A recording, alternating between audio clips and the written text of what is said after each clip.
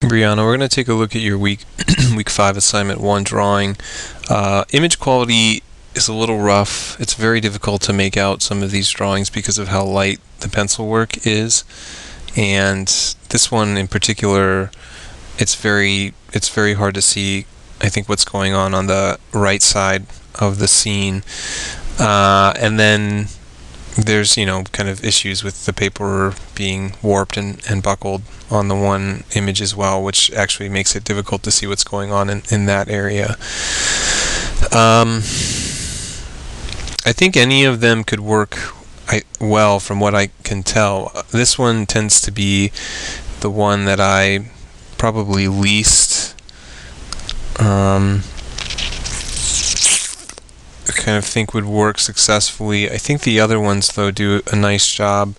Good 2-point perspective bedroom that has kind of a nice close-up viewpoint, which I think could work out really well.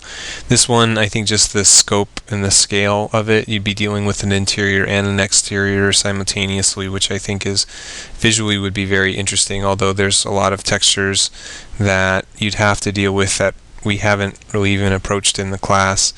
And this one, I think, I can see what's going on. I feel like there's some elements in the foreground, which is nice, and then it moves to the bed as it moves towards the back, which is kind of nice and a good piece of artwork.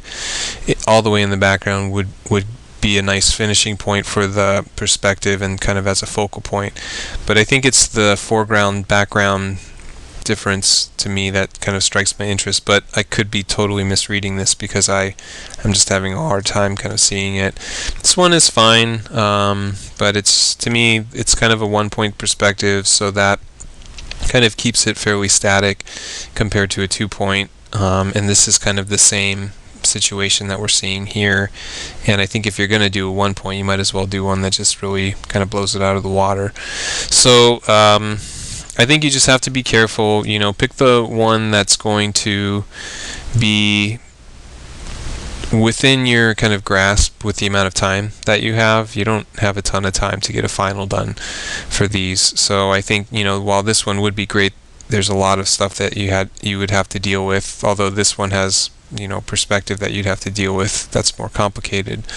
So I think figure what your strengths are, where you're comfortable with, and if you have the time to kind of practice some of these textures, I think that would be the way to go with this one. But whatever one you're gonna think is gonna be successful, then that'd probably be my opinion as well.